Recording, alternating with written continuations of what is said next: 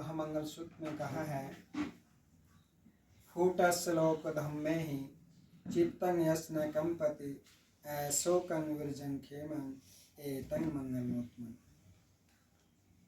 यानी जो 8 लोक धर्म है, सुख है दुख है, संसार में सुख है तो दुख भी है, हमेशा एक जैसा नहीं रहता है। जैसे हम सुख में रहते हैं वैसे हमको दुख में रहना चाहिए। दुख में दुखी नहीं होना, धैर्य रखना, संयम से काम लेना है, जानते भी कि हमको फिर सुख मिलना है। इसी प्रकार से लाभ हानि है। हमारा बहुत अच्छा कारोबार चल रहा है, कुछ समय के लिए कम हो सकता है, ऐसी स्थिति हो जाती है कि बिल्कुल बंद हो जाता है, तो उस समय भी हमें धैर्य रखना, संयम से काम लेना, ये जानते ही कि हमको फिर लाभ होगा। इसी प्रकार से मान अपमान है, हमारे अपने भी सम्मान करते हैं, दूसरे भी सम्मान करते हैं। कभी ऐसी अवस्था आती है जिसको हम अपना कहते हैं वो भी हमारा अपमान कर सकता है, तो उस समय भी हमको धैर्य रखना, संयम से काम लेना, ये जानते ही कि हमको फिर सम्मान मिलेगा। इसी प्रकार से यश अपयश कहने का मतलब है जो 8 लोक धर्म है, जो 8 लोक धर्मों से विचलित नहीं होता है तो सब दुखों से दूर हो जाता है। यही सच्चाई है। लेकिन इस सच्चाई को जानने के लिए हमको धम्म को जानना पड़ता है। धम्म क्या है? धम्म एक जीवन जीने की कला है। कैसे हम स्वयं सुख से जिएं और दूसरों को भी सुख से जीने दें, ये कला हर किसी को आनी चाहिए, चाहे उसमें साधु है, भिक्षु है, चाहे गृहस्थी है, क्योंकि जीना हर किसी को है, लेकिन कैसे जिया जाए ये उसको आना चाहिए। उसके लिए सबसे पहले हमको शील का पालन करना होता है। शील उस तरह से होता है जैसे एक मकान होता है। मकान की नींव मजबूत है तो मकान को कोई खतरा नहीं है। मकान की नींव मजबूत नहीं है तो कभी भी गिर सकता है, कोई भी परेशानी आ सकती है। ऐसे व्यक्ति के जीवन में शील एक आधार है। शील के आधार पर उसका जीवन निर्भर होता है। तो इसलिए व्यक्ति को शीलवान होना चाहिए, सदाचारी होना चाहिए, ताकि उससे उसका जीवन सुखी हो। शील जैसे पंचशील है, जैसे हत्या नहीं करना, चोरी नहीं करना, कामाचार मिथ्याचार विचार से दूर रहना, झूठ नहीं बोलना, चुगली नहीं करना और किसी प्रकार का नशा सेवन नहीं करना। तो ये 5 शील ऐसे हैं जो हर व्यक्ति के लिए है, हर धर्म के लिए है। जो भी इनका पालन करता है उसका जीवन सुखी होता है, पालन नहीं करेगा तो सुखी नहीं हो सकता। इसलिए कहा कि अत्य दीपो भव, अपना मालिक स्वयं है। हमारा कर्म कैसा है ये हमारे ऊपर निर्भर करता है। तो जरूरी है कि हमको शीलों का पालन करना चाहिए।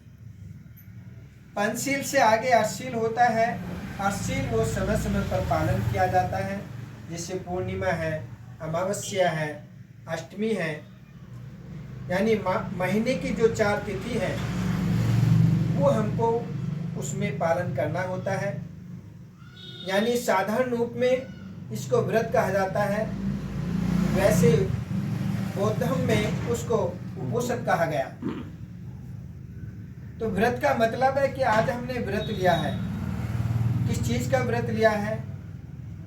झूठ नहीं बोलेंगे, चोरी नहीं करेंगे, नशा नहीं करेंगे, हत्या नहीं करेंगे, विकाल भोजन नहीं करेंगे। विकाल का अर्थ है समय से भोजन करना, यानी दिन के 12 बजे से पहले भोजन करना, शाम को भोजन नहीं करना, शाम को पेय पदार्थ लेना, नींबू पानी, चाय, शरबत, इस तरह से फिर अगले दिन भोजन करना होता है। उसके बाद में जो 7वां होता है, यानी उस दिन हमको नाच गाना नहीं करना, नाच गाना सुनना नहीं, देखना नहीं, श्रृंगार नहीं करना। उस तरह से हमको यानी शील का पालन करना होना। इसी प्रकार से 8वां जो शील होता है, यानी ऊंची शैया का सेवन नहीं करना। ऊंची शैया यानी ज्यादा गद्दार वाली शैया, साधारणतः कहते हैं या फिर नीचे बिस्तर लगा सकते हैं, उस तरह से हमको यानी 8 शील का पालन करना होता है। जिस दिन हम व्रत रखते हैं या उपोषण रखते हैं, और ये हमको पूर्णिमा, अमावस्या और अष्टमी को करना होता है।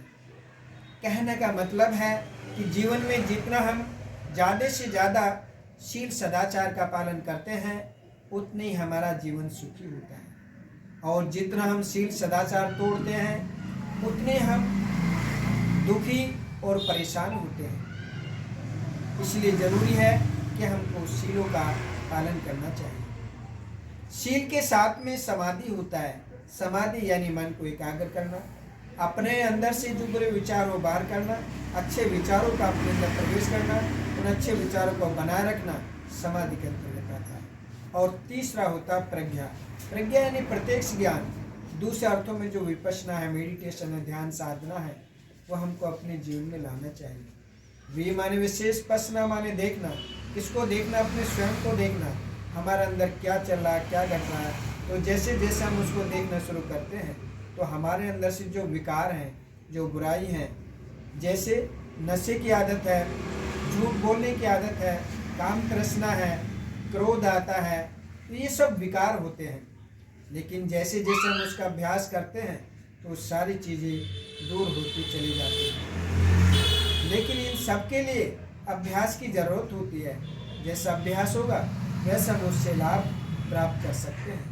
तो ज़रूरी है कि हमको धर्म को अच्छी तरह से पालन करते हुए जीवन में चलना चाहिए और उससे लाभ उठाना चाहिए।